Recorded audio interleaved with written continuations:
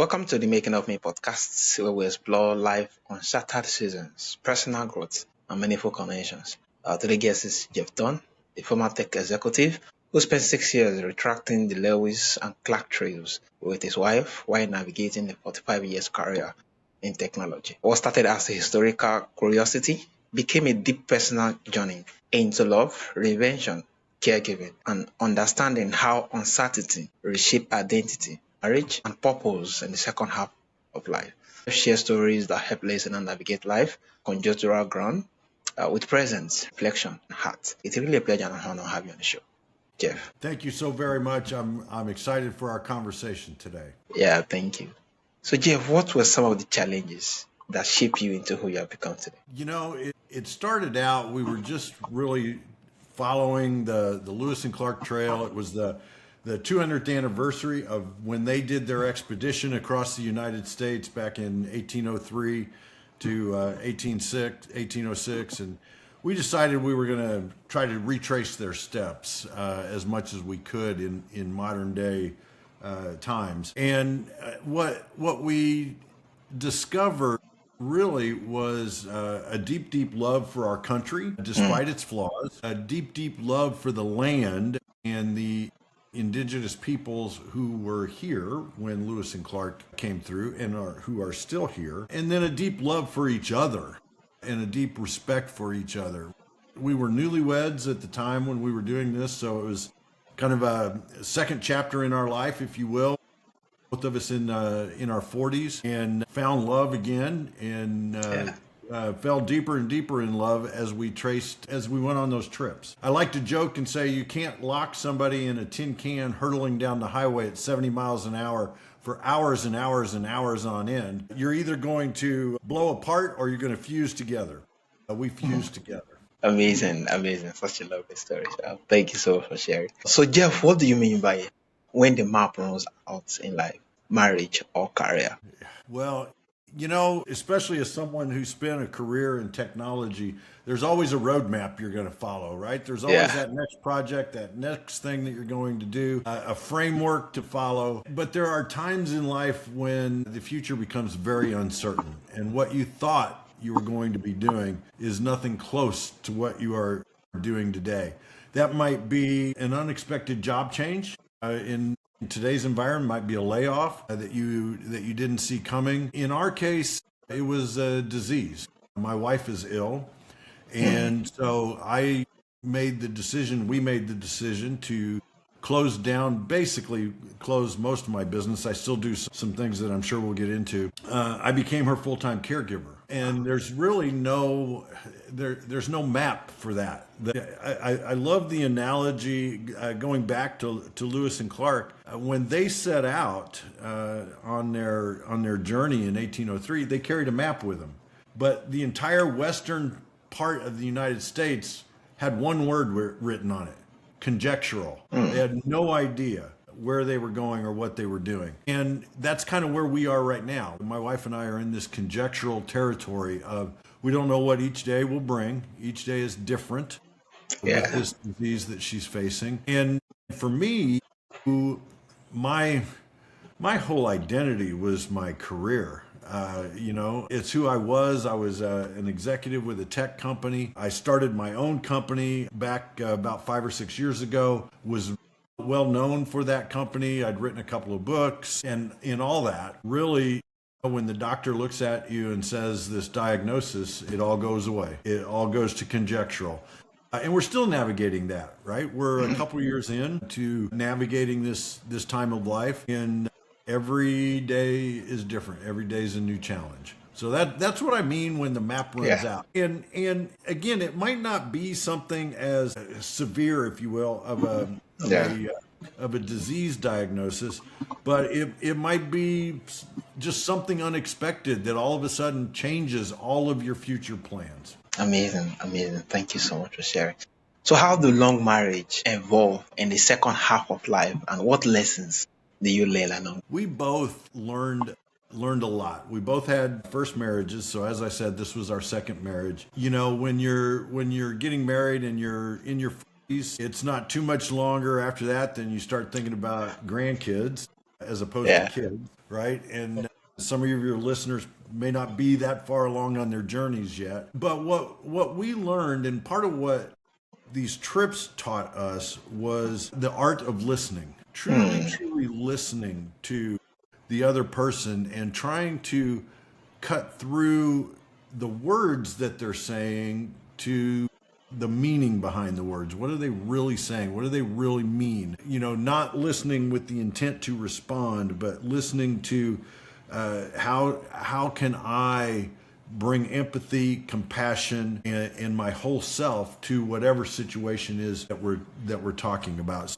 So listening was a huge lesson that really was that foundational piece in our relationship as we were traveling those thousands of miles on those trails. Listening being key. Yeah, amazing. So can you explain the difference between waiting and being present? Being present, it requires discipline, right? Because the way humans are wired, our minds are always racing, right? They're going in 1,000 different directions all at once. Being present means slowing down to bring your entire being into whatever you're doing. It might be a conversation, as we were talking about listening a moment ago. It might be standing beside a river and just watching the water, listening to the water, listening to the wind blowing in the trees. It might be spending the evening around a campfire and listening to the sounds of the night, listening to the sounds of the fire, and just being all in. All your senses are at play. And that's what I mean by being present, bringing all your senses to bear on whatever it is you're doing, whether it's talking to your child or whether it's talking to your spouse or whether it's just being with yourself, being present. Amazing. Being present requires levels of discipline. Being that, yes, it has to be or without distraction, being focused. Amazing. Yeah. Thank you so much for sharing. So how do we give ourselves permission to grow when others expect us to stay at the same? I think growing is, you have to be growing every day, learning something, growing. I think that's all part of what we've been talking about. Is part of listening, is part of being present, being open to what you're going to be taught. That was one of the things that on these trips that we talk about a lot. So I'm in the process of publishing a book. It'll be out in May, and it's that story. It's the stories from those 6 years of traveling the Lewis and Clark Trail, and what we learned and what the experience showed us. And one of the things that we talk about in there is history as a mirror, right? We were following the Lewis and Clark Trail, following their sense of discovery, but we were following a journey as well, not just their journey, our journey. So that concept of history as a mirror, the river as a teacher. One of the most powerful parts of a river is where two rivers come together.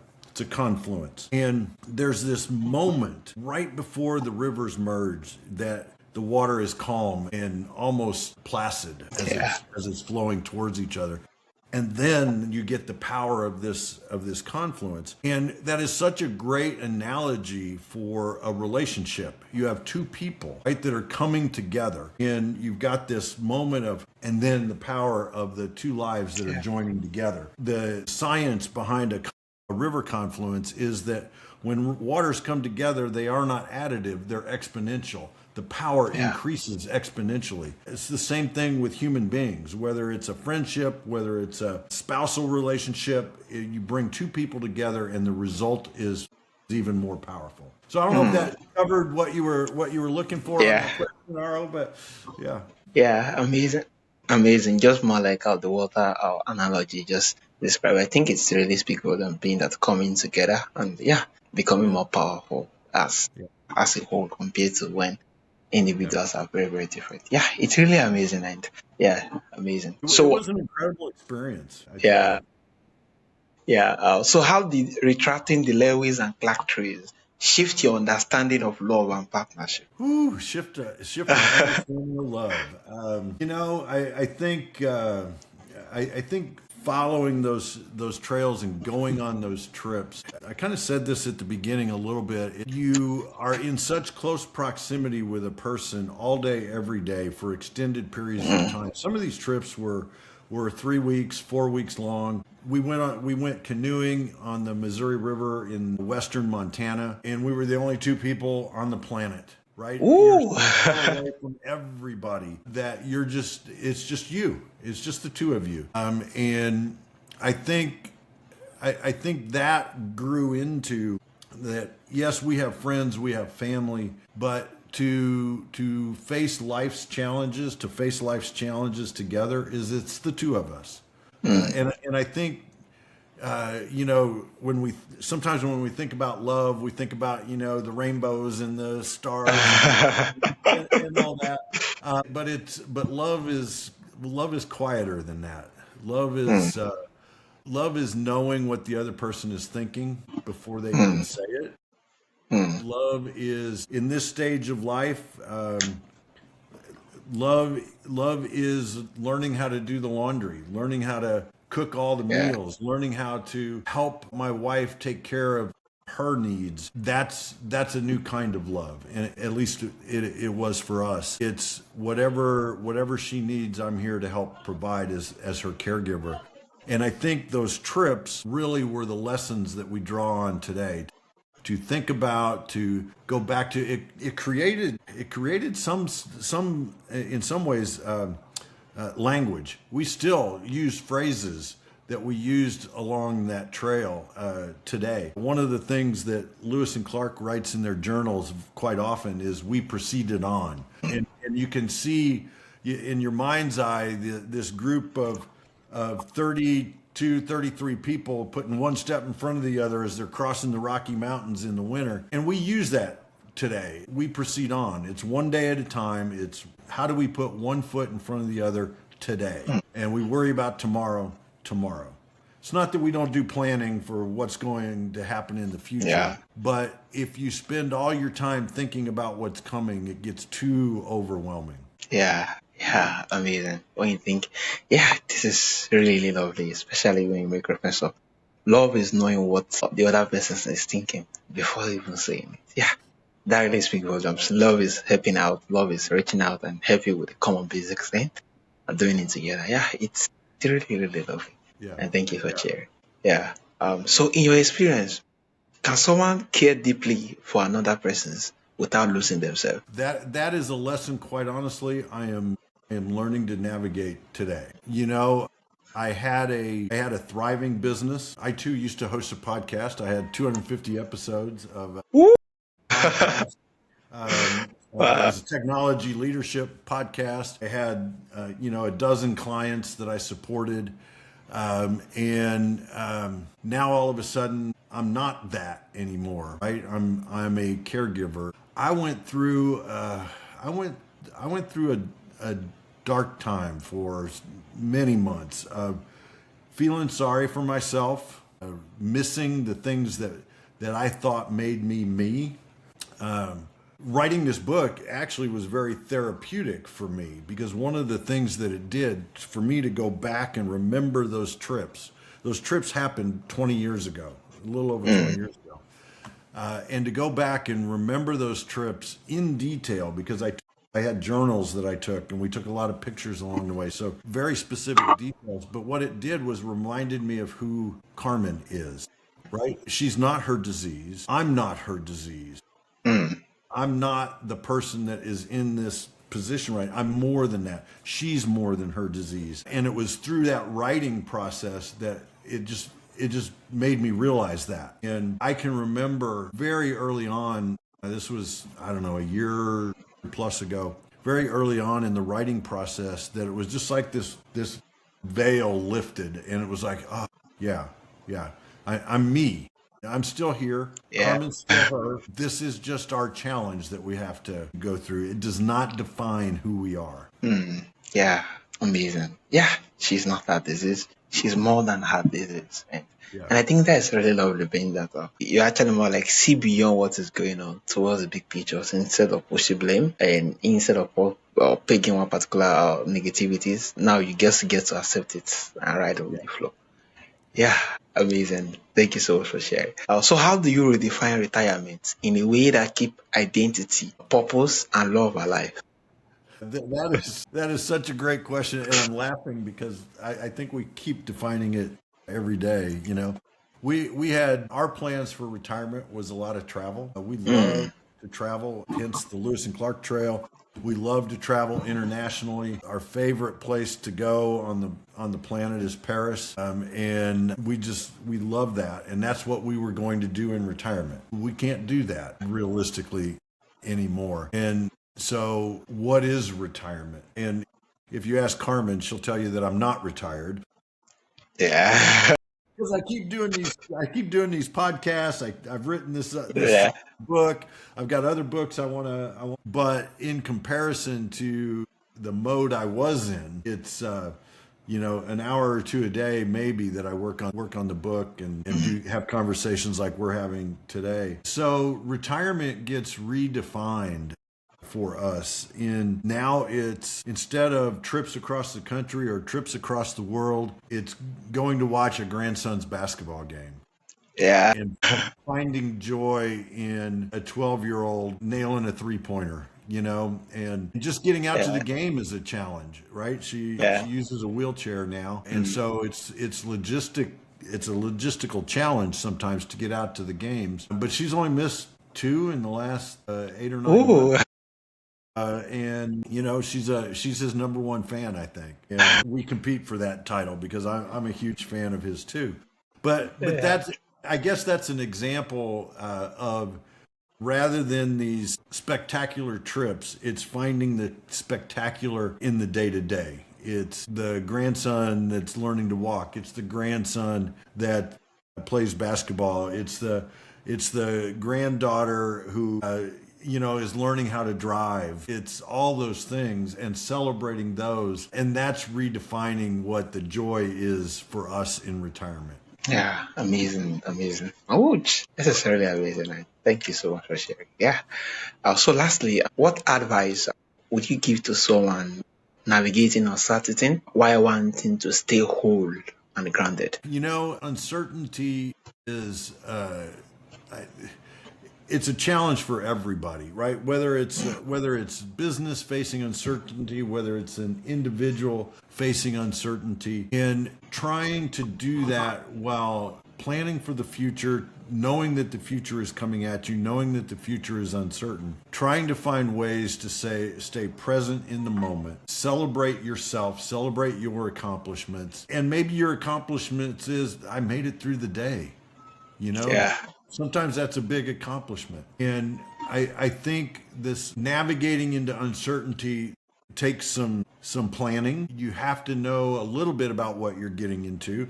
So for us, we do a lot of research into this disease. We do a lot of research into the lives of people that have this disease. So again, you may not be facing a disease, but at least learn about what it is Yeah. that you're going into, whether it's a new job or so planning, trust in yourself, if you have a spouse, trust in your spouse, trust in your family and your friends. And in order to have that trust, you have to have trust in yourself. As you're facing uncertainty, you might have to multiple times as you're trying to navigate, being agile, and as your circumstances change, adapting to those circumstances, I think are important. And all of that helps you face uncertainty, face that unknown, face that conjectural territory, if you will, and always coming back to what is this for me? What do I value? What are the things that are important to me? Trust in your own skills and your own judgment, and take that first step, one foot in front of the other, into that Yeah. uncertainty.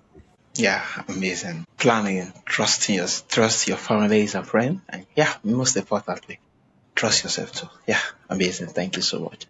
Also, for my audience who would love to reach out to you, Jeff, and yeah, learn more about the work you do, connect with you, and look forward to your book and some of your podcasting too.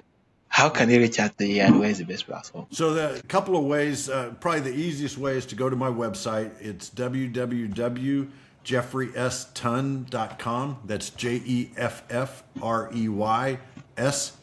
ton.com. There you'll find information about me, about my book that's coming out, as well as the other books that I've written. There's a newsletter sign up there if you enjoy some of the conversations that we had today, if they resonate with you. Not quite weekly, sometimes it's every other week, with stories that have life lessons in them is the best way to describe it. I'm also big on LinkedIn. If your listeners or yourself are on LinkedIn, I love growing connections on LinkedIn because then we can help each other learn and grow through that channel as well. Yeah, thank you so much, Jeff. You offer more like a reflective perspective on life, uncharted season, showing how moments of uncertainty can become invitation to rediscover purpose, partnership, and even present.